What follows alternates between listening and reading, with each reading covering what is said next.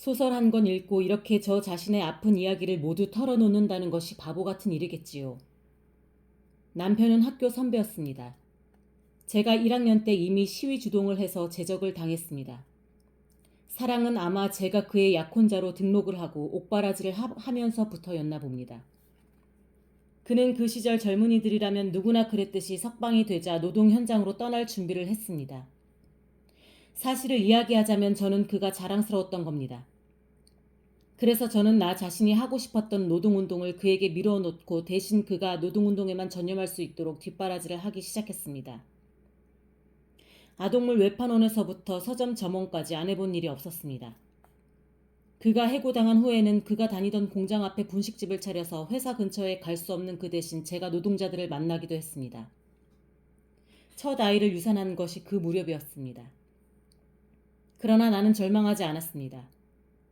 그런데 2년 전 어느 날 그는 느닷없이 큰 회사에 취직을 해버린 겁니다. 이제 우리는 신도시에 분양받은 28평짜리 아파트에 삽니다.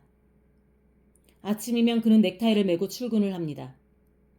처음에 저를 만났을 때 그는 말했습니다. 옳다고 믿는 걸 버리는 건 죄악이야. 취직을 하면서 그는 말했습니다. 좀 더 장기적으로 봐야 해.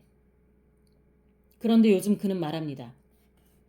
올 여름엔 동남아로 한번 떠나보는 게 어떨까? 가끔 출근하는 그의 뒷모습을 보고 있으면 그의 뒷덜미를 낚아채고는 발악하듯 말하고 싶은 충동을 느낍니다.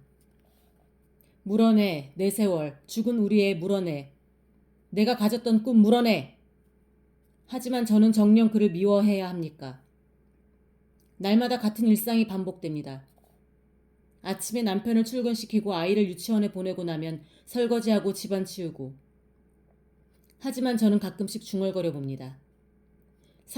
사랑이라든가 행복이라든가 그도 아니면 희망 같은 이제는 제게서 너무나 멀어져 버린 그런 단어들. 나이를 먹는다는 것은 그런 것들을 버려가는 과정일까요?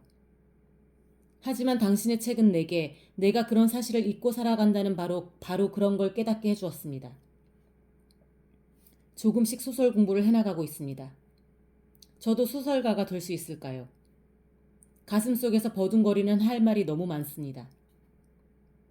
가끔씩 집이나 출판사로 배달되는 편지에 사람들은 그런 글귀를 보내오곤 했다. 한 번도 본 일이 없는 그녀들이 왜 이런 글을 내게 써보냈을까 하고 나도 그녀들처럼 생각했다. 그녀들 입에서뿐만 아니라 내 입에서조차 그런 말들은 사라진 지 오래가 아니던가. 그런데 그들은 말한다. 당신의 글은 내가 그런 사실을 잊고 살아간다는 바로 그런 걸 깨닫게 해주었습니다 하고. 일전에 소설을 쓴다는 후배가 작품을 가지고 나를 찾아온 적이 있었다. 작품에 대해 좀 이야기를 하고 나서 내가 물었다. 방송국 구성작가 일을 하면 생활은 넉넉할 텐데 뭐하러 소설 쓰려고 이 고생이니? 그녀가 나를 물끄러미 바라보다가 말했다. 선배님은 잡문 써서 돈 잘 버는 사람이 그럼 부러우세요? 그녀는 조금의 의심도 갖지 않은 얼굴로 말했다. 그 글이 잡문이라면 그렇다면 소설은 본문이라는 말일까? 웃음이 나왔지만 바라보는 후배의 얼굴이 하도 진지해서 나는 그냥 입을 다물고 말았다. 해가 절벽의 끝에 손톱처럼 걸려 있었다. 특별히 예민한 찌니까 대어 한 마리 낫겠네요. 매운탕 준비나 좀 해주세요. 김 감독이 긴 찌에 캐미라이트를 끼우며 말했다. 이제 어둠이 내리면 그는 저 녹색으로 빛나는 캐미라이트 찌에 온 신경을 모으고 앉아 있어야 할 것이다. 밤이 내리는 저 물속에서 무슨 일이 일어나는지는 아마 저 캐미라이트 찌만이 그에게 전해줄 것이니까 말이다. 붕어가 살금살금 다가와 1mm쯤 미끼를 건드린다 해도 예민한 찌는 춤을 춘다. 그걸 보면 사람들은 알아차린다. 붕어가 조금씩 건드리고 있구나.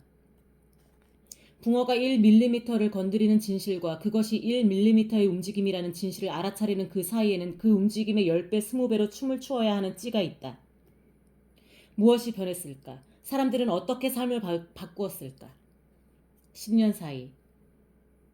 아주 적은 일들이 일어났을 뿐이다. 자가용으로 출근하는 사람들이 늘어서 길이 더 막히게 되었고 신문의 일면 기사의 주제가 바뀌었고 가끔은 노래방에 가고 자주는 술집에 가서 좀 덜 정치적인 이야기를 나누게 되었다고 생각하면 그만이었다. 그런데 10년이 지난 지금의 나는 춤을 추는 사람들을 만나고 있다. 10배, 20배 비틀거리다가 시궁창에 빠져서는 말하는 것이다. 여기서부터 정말 시작이 아닐까 하고. 그러면 나는 묻고 싶어지는 것이다. 뭘? 대체 뭘?